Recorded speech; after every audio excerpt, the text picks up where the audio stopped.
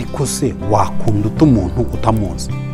Muri iki gice cya gatatu rero turaza kureba noneho uyu musore n'umukobwa biteguye gushakana, urugendo rwabo rwo kugeza igihe bazabana ruba rumeze gute. Uko wemera uyu mukobwa akaba ariko mama wawe nawe amureba akavuga ngo uyu niwe mukazana nari nkeneye.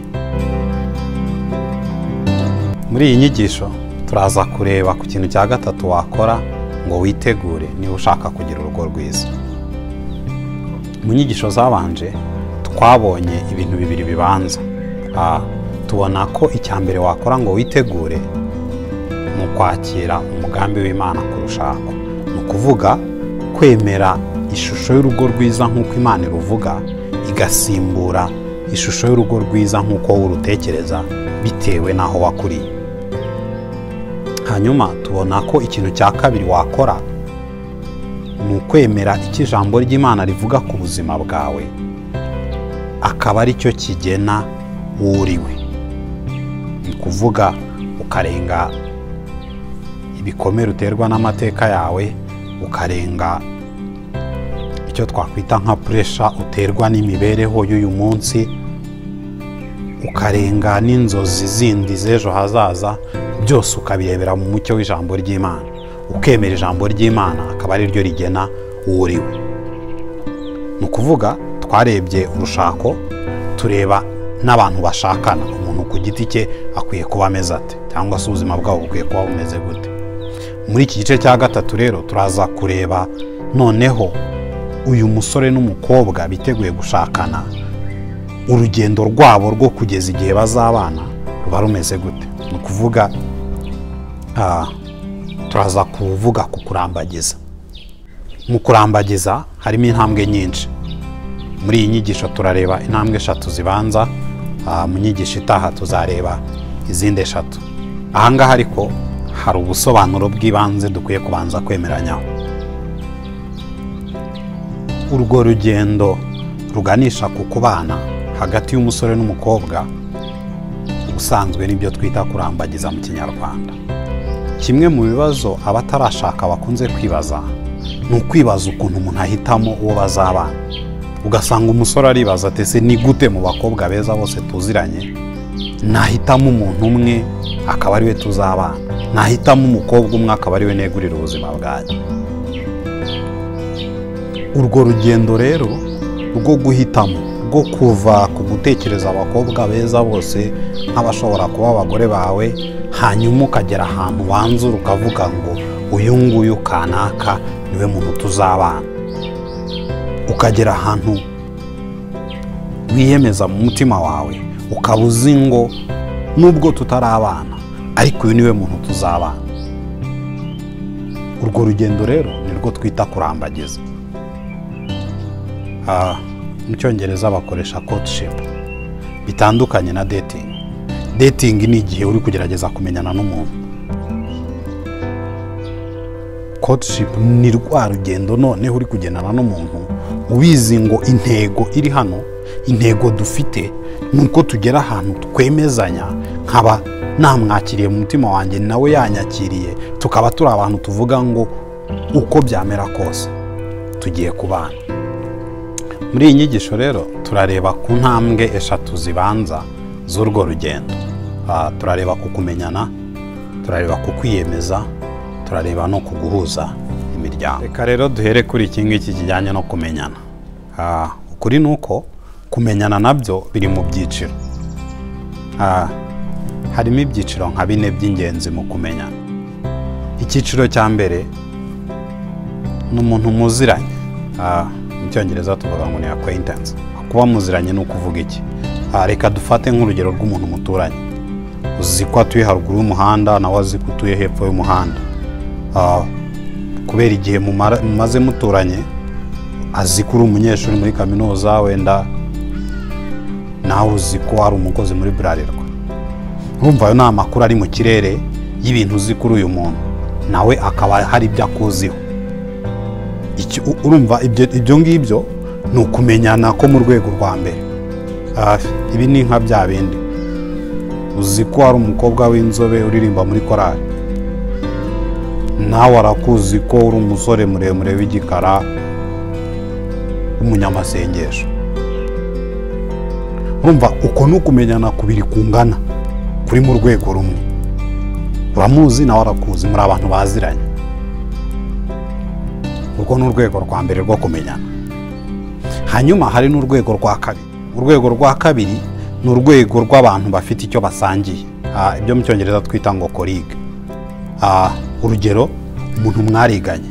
iyo umuntu mwiganye cyangwa se mwakoranye hari ibintu mwasangiye, hari amakuru bumuziho. urugero, uzi neza niba uyu muntu ari inyangamugayo cyangwa se ari cya kindi kinyuranyo cy'inyangamugayo.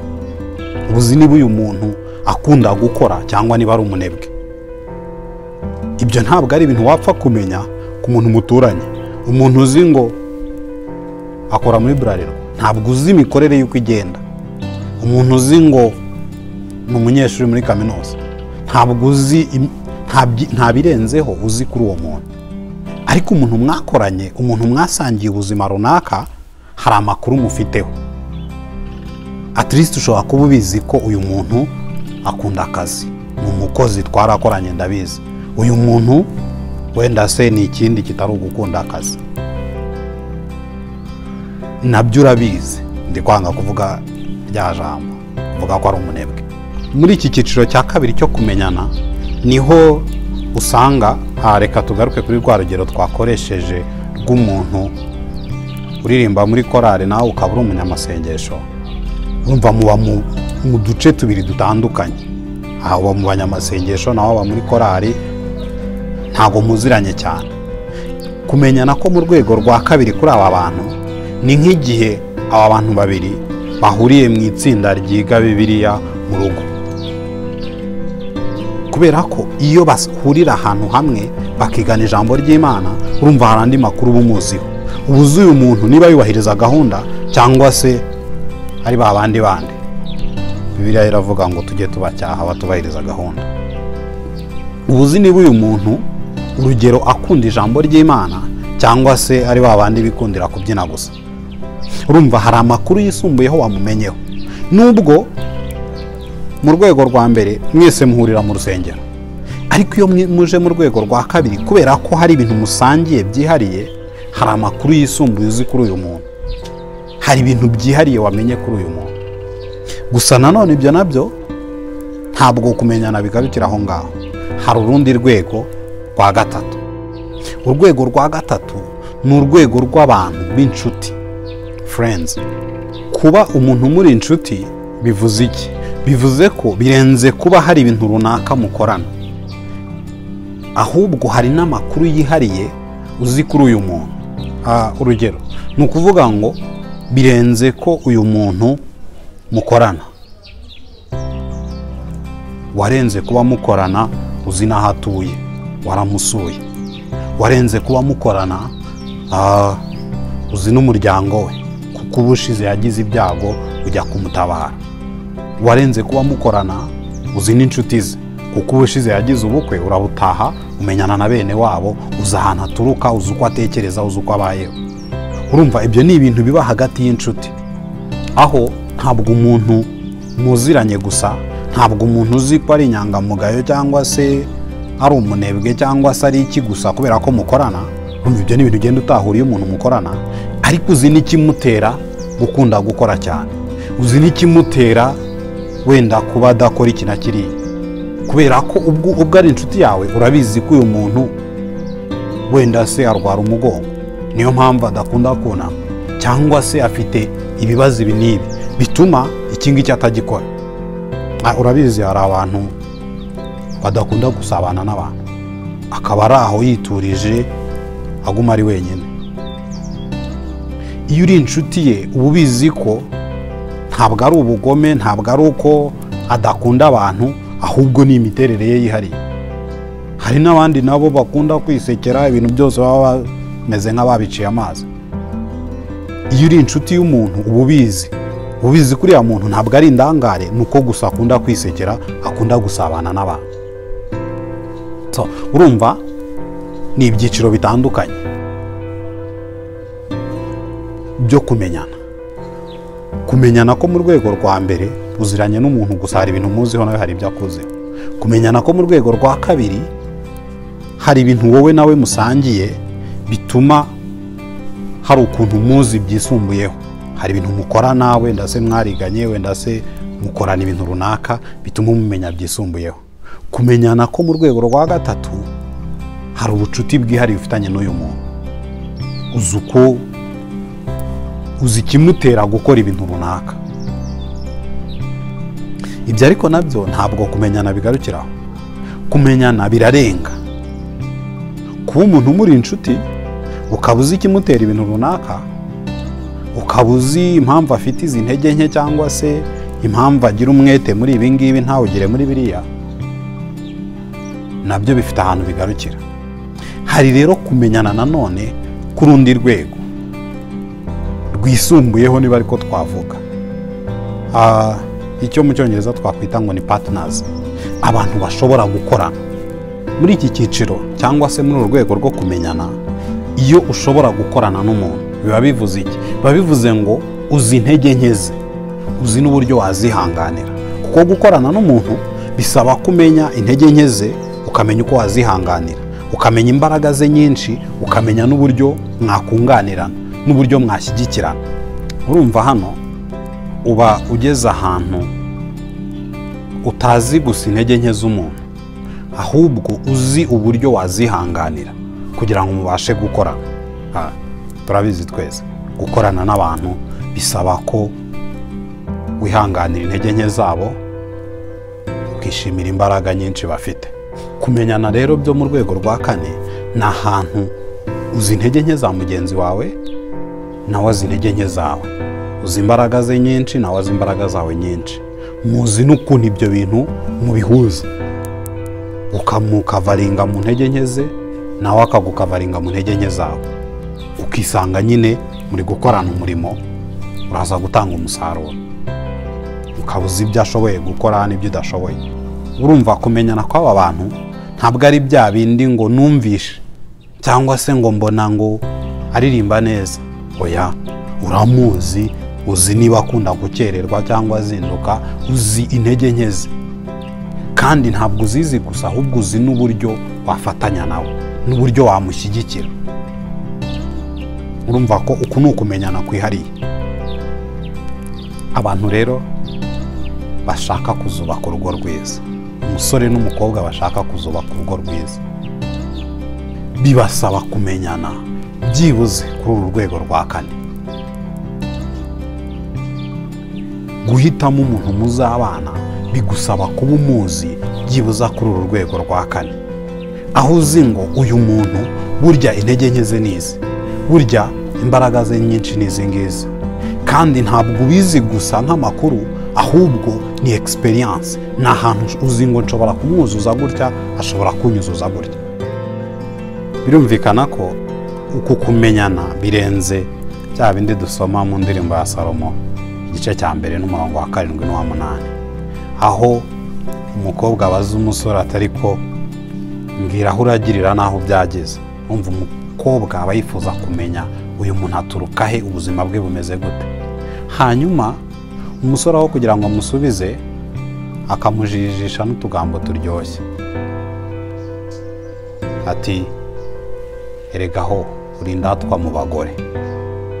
Aho kugira ngo amubwire icyo amubajije akamujijisha. Ugasanga iyi nkuru irakomeza ikaza kugera ahantu uyu mukobwa ashyingiranwa n'uyu musore, yajya kwisanga akisanga burya uyu muntu bashyingiranywe afite abamikazi 60 n'incereke 80. Uribaza ikintu nk'icyo ngicyo? So turimo turareba ikintu cya gatatu wakora ngo witegure niba ushaka kugira urugo rwiza. Icya gatatu ugomba gukora nyuma yo kumenya umugambi w'Imana ku rushako, nyuma yo gushyira ubuzima bwawe mu murongo w'ijambo ry'Imana, ni ukumenyana, ni ukuvuga, ni ukurambagiza, ni ugutera intambwe ziganisha ku kubana. Intambwe ya mbere iganisha ku kubana ni ukumenyana. Ugomba kubanza ukamenyana n'umuntu, by the way, ibi biza mbere yo kwiyemeza. Intambwe ya mbere ni ukumenyana. Twabonye inzego enye zo kumenyana, aho umenyana n'umuntu kubera ko muziranye, hari ibyo akuziho nawe hari ibyo umuziho. Aho umenyana n'umuntu kubera ko hari ibyo musangiye, wenda se murakorana, wenda se murigana, mva hari amakuru yimbitse umumenyeho. Aho umenyana n'umuntu kubera ko muri inshuti, birenze gukorana, birenze kuba hari ibintu musangiye, ahubwo wowe nawe hari ukuntu muri inshuti, hari amakuru yimbitse umuziho. Bikajya tureba no kumenyana ko mu rwego rwa kane, aho umenyana n'umuntu ku rwego noneho mushobora gukorana. Uzi intege nke ze, ukaba uzi imbaraga ze nyinshi. Uzi intege nke ze, uzi n'uburyo wazihanganira. Uzi imbaraga ze nyinshi, uzi n'uburyo mwakorana, n'uburyo mwashyigikirana mukagera ku musaruro wifuzwa. Icyo ni igice kijyanye no kumenyana. Iyo umaze kumenyana n'umuntu kuri urwo rwego rero, nibwo ushobora gutera indi ntambwe ikurikiyeho muri urwo rugendo rwo kurambagiza cyangwa se kuganisha ku kubana. Intambwe ikurikiyeho ni ukwiyemeza. Aho mu mutima wawe wamaze kumenya uyu muntu, wamaze kureba uko atekereza, wamaze kumenya imbaraga ze nyinshi, wamaze kumenya intege nke ze, birumvikana wamaze kumenya inshuti ze, abantu abana nabo, uko abana n'abantu mu buryo butandukanye. Uyu muntu uramuzi, noneho ukarenga kuri icyo ngicyo ukavuga ngo nkurikije ukuntu uyu muntu muzi, ndumva niteguye kubana nawe, ndumva niteguye gukundana nawe, ndumva ari umuntu twavuga ngo tuzabana, ndumva ari umuntu twatangira imyiteguro yo kubana, twagendana urugendo ruganisha ku kubana. Ibi ariko abantu bamwe bakunze kubijyaho impaka, bakumva ntabwo yaguha amakuru y'ubuzima bwe mbere y'uko mukundana. Akumva banza umbwire ikikugenza, banza umbwire niba unkunda, hanyuma nibwo ndi bukwihishurire, nibwo ndi bukwereke uwo ndiwe. Ibi ariko kenshi usanga ari uburyarya, kandi ikintu kiri kuburyarya mu rukundo Bibiliya irakitwihanangiriza. Mu rwandiko Pawulo yandikiye Abaroma ibice 12 umurongo wa 9, aho yihanangiriza abizera ababwira ngo urukundo rwanyu rwe kugira uburyarya. Ni ikintu kibi cyane uburyarya mu rukundo. Ariko usanga umuntu arashaka ko umwemerere ko umukunda, nibwo ari bukwihishurire, nibwo ari bukwereke uwo ari we. Ariko se wakunda umuntu utamuzi? Ni gute wakunda umusore utazi niba ari n'umusore? Urabizi abasore benshi hano usanga afite umukobwa yateye inda, babana umwaka, aramuta, hanyuma mwahurira i Kigali, atari ko banza unyemerere ko tuzabana. Ntabwo ari uko bikwiye kugenda. Kimwe n'abakobwa nabo, iby'iki gihe usanga akajagara ari kenshi. Ariko kubizera dukeneye kugira gute? Dukeneye kuba turi abantu bafite ubuzima, tudatewe ipfunwe nabwo. Birumvikana, twarabibonye mu nyigisho iheruka. Ibibi wahuye nabyo, ibibazo wahuye nabyo, ibyaha byawe Kristo yabyishyizeho. Iyo Kristo umaze kumuha ibyaha byawe, buri umuntu ubohotse, ntabwo uba utewe ipfunwe n'ibyo wanyuzemo. Ntabwo rero wagakwiye kuba umuntu ushaka guhisha ubuzima bwawe, kubera ko ubusanzwe gukunda ni uko umuntu uba umuzi, ukaba uzi ngo ameze gutya, ameze gutya, afite izi ntege nke, afite izi mbaraga, noneho niyemeje kumwitaho, niyemeje kumuha agaciro kurenza abandi, niyemeje kumushyira imbere. Bitandukanye no kuba utekereza kuri ya muntu n'umwana mwiza, ni inyangamugayo, kubera ko umubona buri gihe yakarabye, yakeye, ukumva nyine ni uwo nguwo. Ejo wamubona atakarabye, atakeye, ibintu bikaba ibindi. Kumenya umuntu, ukaba uzi intege nke, ukaba uzi imbaraga ze, nibyo bigufasha kwiyemeza, nibyo bigufasha kumukunda. Ntabwo ari bya bindi ngo uranshaka hirya. Nta kuntu umuntu ashobora kugukunda atakuzi. Hari umuntu uzabikubwira avuga ati ndagukunda, ariko umuntu nabikubwira uzamuhindukirana umubaze ngo ese unkunda nkande?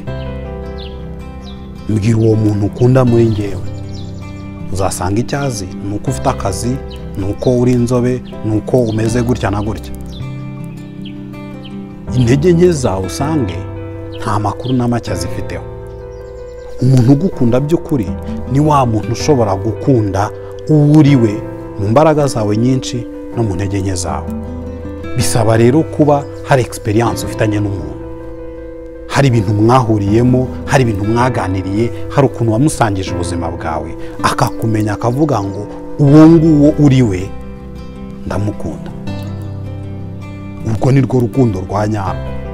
Naho ibindi ngo muramubona anyuraho ngo numva mukunze, hari ikintu utekereza ko ari cyo ukumva nyine icyo ngicyo nicyo ukunze, ntabwo ari we. Kuko we wanyawe kiretse akwihishuriye, kiretse muganiriye, kiretse umenya ubuzima bwe, kiretse umenya ibintu bimubabaza, kiretse umenya ibintu bimuhangayikisha, nibwo wamenya ngo uyu muntu uhangayikishwa n'ibi, uyu muntu ubabazwa n'ibi, uyu muntu uhirimbanira iki ngiki, niwe nshaka kubana nawe, niwe nakwiyemeza kubana nawe. Ibi ngibi Bibiliya bigarukaho. Ndabara ibi byo kwiyemeza wabanje kumenya ikiguzi cy'ibintu.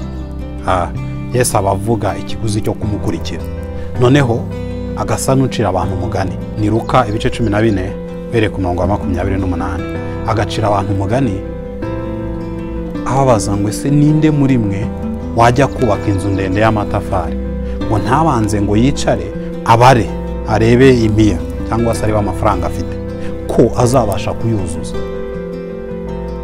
No mu rukundo no mu kwiyemeza kubana n'umuntu, cyangwa se kwiyemeza kuzabana n'umuntu, kuko kwiyemeza kubana byo biba ku munsi w'ubukwe, ariko kwiyemeza ukavuga ngo ndashaka ko tuzabana, nabyo bisaba icyo kintu. Bisaba kwicara ukabara, bisaba kubuza uyu muntu ukavuga ngo ndamuzi, nzi ko yitwara gutya, nzi ko abayeho gutya, nzi ko ahangayikishwa n'ibi, nzi ko anezezwa n'ibi. Noneho ibyo byose wamara kubibara ukavuga ngo noneho uyu muntu umeze gutya niwe nshaka kuzabana nawe, niwe niteguye gukundana nawe. Ndabizi ko mu ntege nke zanjye, mu mbaraga zanjye, uyu muntu nshobora kumukunda, nshobora kumwakira. Iyo niyo ntambwe ya kabiri, kwiyemeza kubana n'umuntu, kwiyemeza kuzabana n'umuntu. Urumva hari intambwe ya mbere, uramumenya, ukamenya uwo ari we, ukamenya uko atekereza, ukamumenya ku rwego za nzego twabonye, ku rwego rwa 4, aho uzi intege nke ze, ukaba uzi n'uburyo mwakunganirana. Hanyuma wamara kumenya ibyo ngibyo, ukisuzuma mu mutima wawe ukavuga ngo ese uyu muntu nge nawe twakundana, twaba abantu bategura kuba. Rero yo kwiyemeza haza indi ntambwe ya gatatu. Intambwe ya gatatu ni uguhuza imiryango. Guhuza imiryango ndashaka kuvuga iki? Urumva, tuvuge ko uri umukobwa, uyu musore waramurebye, mwaraganiriye, wabonye ubuzima bwe, mu mutima wawe urabisesengura, uravuga ngo uyu niwe muntu nshaka kubana nawe, uyu niwe muntu niteguye kubana nawe. Mu yandi magambo, uyu muntu yemeje umutima wawe, wumva niba hari umuntu muzabana n'uyu musore. Ariko hari ikintu ugomba kuzirikana, ntabwo wowe ubuzima bwawe bugarukira kuri wowe n'ibyo wiyemeje. Ubuzima bwawe burenze wowe ubwawe. Ufite abavandimwe, ufite ba nyogosenge, ufite nyoko, ufite so, urumva ufite umuryango. Kandi uyu muntu ntabwo kubana kwanyu bigarukira kuri mwebwe babiri, bizakora kuri uwo muryango.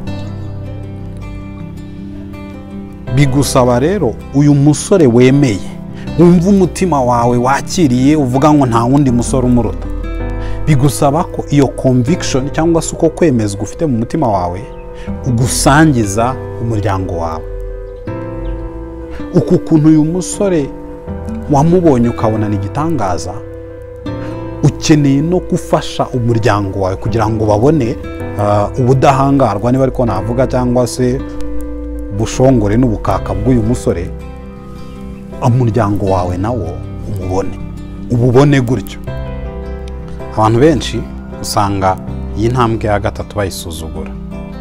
Umusore yagize amahirwe, umukobwa akamwemerera ko bazabana, ariruhutsa, akavuga ati ahwi ndabirangije, noneho yanyemereye, yemeye ko tuzabana.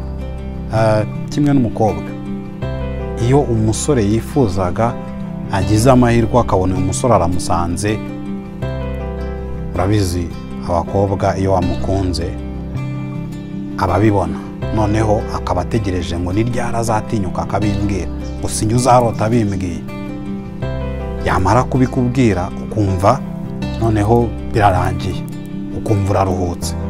Ariko ntabwo bikwiye kugarukira aho ngaho, keretse niba utekereza ko ubuzima bwawe n'uyu musore bugarukira kuri mwebwe babiri, ariko ibyo nabyo byaba ari ukwibeshya. Niyo mpamvu nyine iyo umaze kubimwemerera uvuga ngo tugomba gutegura ubukwe, tugomba kugira gute. Impamvu abantu bategura ubukwe ni uko babizi neza ko kubana kwabo ntabwo bigarukira kuri bo babiri. Urashaka n'inshuti zawe zibimenya, urashaka ko n'umuryango wawe nawo uba muri ibyo bintu, uba muri uko kubana kwanyu. Bigusaba rero gutera iyi ntambwe ya gatatu yo guhuza imiryango. Uko uyu musore yemeje umutima wawe, ukamufasha, wowe nawe mugafatanya, ukamwintroducinga ku muryango wawe, nabo bakamwemera, bakamwakira, agaciro umubonamo nabo bakakabona.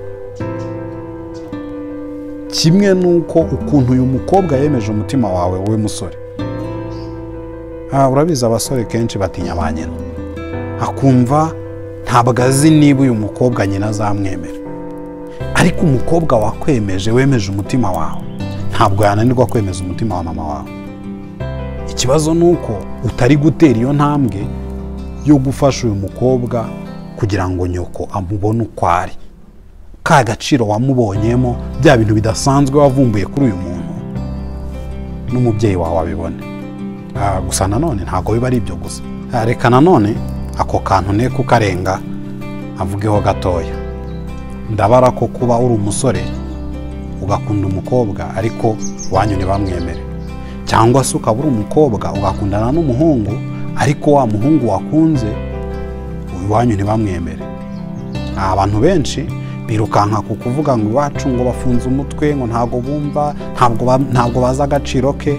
Impamvu batakazi ni uko utakaberetse.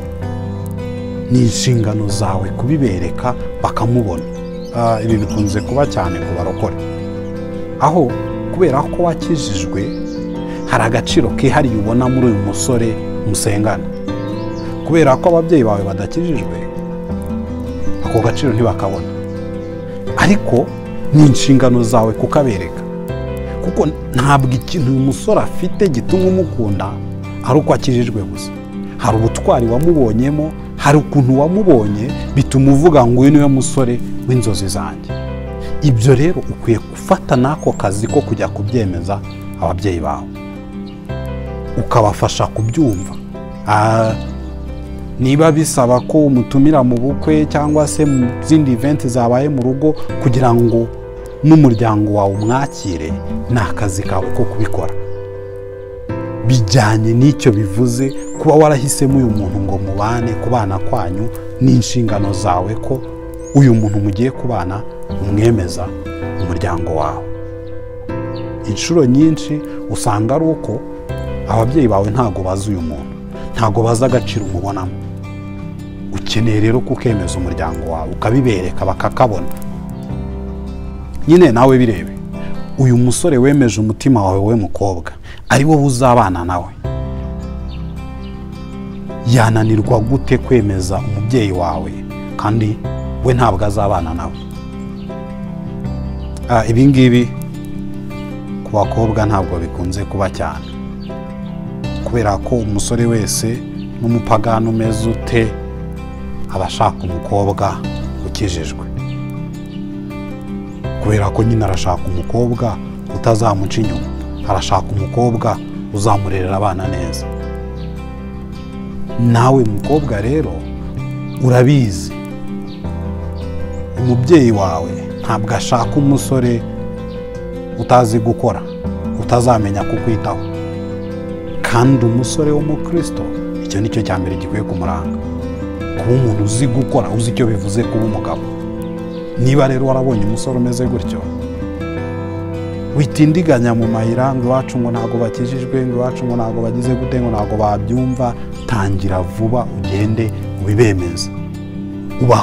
mufatanye mwige strategy zituma aya makuru ibi bintu byabemeje bigatuma muvuga ngo twebwe babiri umugani wa yantuze ngo kukufana kuhambana mwebwe babiri mwariyemeje icyo mwiyemeje rero mukimenyeshe n'imiryango yanyu muhuze imiryango yanyu iyo ni intambwe ya gatatu muri uru rugendo rwo kurambagiza intambwe ya mbere twayibonye ni ukumenyana intambwe ya kabiri ni ukwiyemeza intambwe ya gatatu ni ukugira gute ni uguhuza imiryango bya bindi mwiyemeje mukabimenyesha imiryango mukazana imiryango uko wemera uyu musore akaba ariko n'ababyeyi bawe n'inshuti zawe zimwemera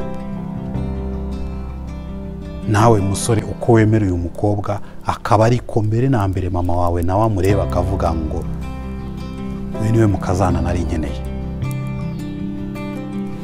ibi bintu ariko byo kuba ukunda umukobwa ababyeyi bawe ntibamwemere cyangwa se waba uri umukobwa umusore akagukunda hanyuma ababyeyi bawe ntibamwemere ntabwo ari ikibazo cy'amakuru ababyeyi bawe badafite gusa kuri uyu muntu ku bantu bamwe hari n'ubwo usanga kubera ibikomere byihariye uyu mukobwa yahuye nabyo yumva wenda ari mubi cyane nta musore wamwemera noneho iyo haje umusore udashinga niba ariko twavuga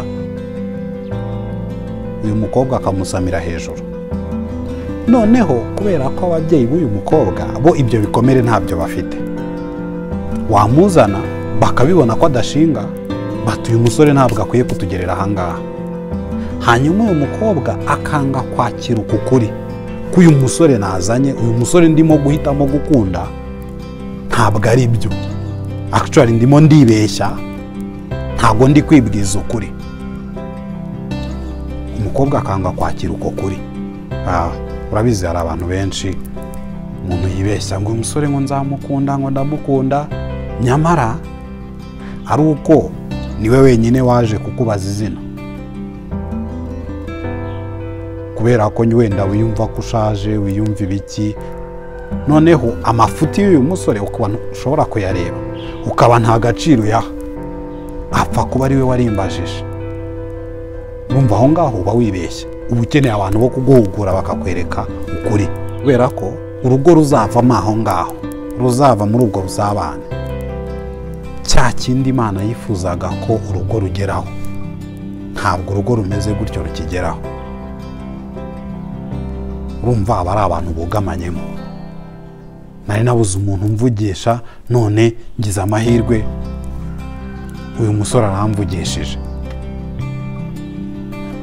ukirengagiza ko namara kukuvugisha by the way umusore wese ugushaka agomba kukuvugisha neza agomba kukwitwaraho neza kubera ko nyine aragushaka ni nk'umucuruzi uri gushaka umukiriya agomba kwitwara neza agomba kuvugisha akarimi karyoshye ariko ukamugurira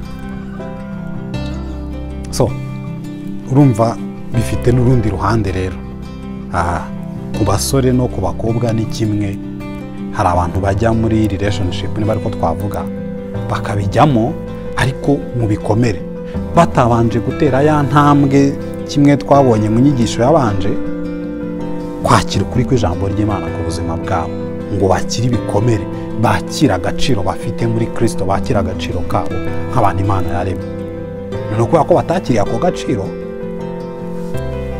bakajya muri relationship reka mvuge ngo zidashinga ukajya kubana n'umuntu abantu bose barabizi ko uriya muntu ni umunyamafuti abantu bose barabizi ko uriya muntu ntabwo umukunda umukurikiyeho amafaranga cyangwa se abantu bose barabizi ko uriya mukobwa nubwo afite ikimero ateye uko abantu bose bifuza ariko nta mutima afite ni nka bya bintu mwanditsi w'imigani yavuze ngo ni impeta y'izahabu ikwikiwe mu mazuru y'ingurube nuko nguko afite uburanga ariko nta mutima ariko kubera irari riri mu mutima wawe ukavuga ngo niwe nshaka kubana nawe niwe nshaka kubana nawe numuzana ukaza kumwereka mama wawe bazaganira iminota 5 abone ko wa muntu nta mutima afite nuzana uwo musore w'ibigango n'iki ariko udafite ibitekerezo n'umugezi wanyu papa wawe akaganira nawe azabona ko nta mugabo umurimo.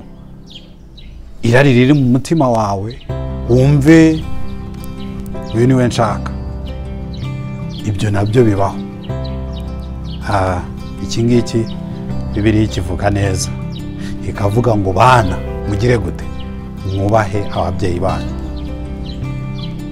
Kubaha ababyeyi no mu gihe cyo kurambagiza, ntabwo iryo tegeko risaba abana kubaha ababyeyi riba ryavuyeho. Icyo nshaka kuvuga hano ni uko mu kurambagiza hari akazi ugomba gukora. Mu gukora ako kazi ko kwemeza umuryango wawe uyu muntu muri kurambagizanya, ukeneye no kuba umuntu witeguye kugirwa inama. Niyo mpamvu mu mico imwe kwiyemeza gukundana n'umuntu cyangwa kwiyemeza kubana atari uburenganzira umukobwa aho umusore ngo tuzabana, ahubwo usanga icyo ngicyo ni ikintu ujya gusaba ababyeyi b'umukobwa, bakakureba bakagusesengura bakavuga ngo umukobwa wacu twakwishimira ko ajyanwa n'umusore nkawe. Bivuze ko rero hari akazi ugomba gukora nyuma yo kureba uyu muntu ukamumenya ukiyemeza kumukunda. Hari n'akandi kazi ugomba gukora ko kuzana uyu muntu mu muryango, abantu bakamwemera bakamwakira. Reka iyi nyigisho tuyisoreza aha ngaha. Nyuma yo kumenya icyo ijambo ry'Imana rivuga ku rushako, tukamenya umugambi w'Imana ku rugo, urugo rukwiye kuba rumeze gute nk'uko Imana iruvuga, twarebye ubuzima bwawe wowe musore wifuza kuzubaka urugo cyangwa se wowe mukobwa wifuza kuzubaka urugo bukwiye kuba bumeze gute. Noneho rero twarimo tunareba aba bantu babiri, umusore n'umukobwa wifuza kuzubaka urugo, bafite ubuzima bwabo mu murongo w'ijambo ry'Imana, bahura bate? Urugendo rwo guhura kwabo kugeza igihe bazavamo umugabo n'umugore rwo rugenda gute? Twarebye intambwe 3 zibanza. Intambwe ya mbere ni ukumenyana, bakamenyana byimbitse, birenze kuba uzi ko umuntu atuye hepfo y'umuhanda nawe ukaba utuye haruguru y'umuhanda, birenze kuba uzi ko uyu muntu ari inyangamugayo cyangwa se ari umukozi, birenze ibyo ngibyo bikagera ahantu uzi intege nke ze, uzi imbaraga ze, uzi n'uburyo wowe nawe mwashyigikirana. Nyuma yo kumenyana haza kwiyemeza, aho mu mutima wawe umaze kumenya uyu muntu wiyemeza, udakuruwe n'amafaranga, udahaswe n'ibikomere byawe byahahise, wowe mu mutima wawe ubizi neza, ufite amakuru ahagije, ukavuga ngo umuntu ndashaka kubana nawe. Wamara kubyiyemeza ugakora kandi kazi ko gutumira umuryango wawe muri urwo rugendo. Uyu musore wemeye ukamwemeza n'umuryango wawe, uyu mukobwa watwaye umutima wawe ugatuma mama wawe amumenya akamwakira mu gaciro ke. Izo rero ni intambwe 3 zibanza. Mu nyigisho itaha tuzareba izindi ntambwe 3 zikurikiraho. Nyuma y'uko uyu muntu wamaze kumwemera, noneho n'umuryango wawe wamaze kumwemera, ese ni ibiki bindi bisabwa kugira ngo muzagere igihe cyo kubaka urugo, rwa rugo rwiza rushoreye imizi mu rukundo rwa Kristo nk'uko twabonye. Murakoze, Imana ibahe umugisha. Icyatumye dutegura inyigisho ndetse n'izindi nyinshi wasanga ku rushaka.rwa nuko twifuza kubona umuryango nyarwanda urangwa n'ingo nziza zishoreye imizi mu rukundo rwa Kristo.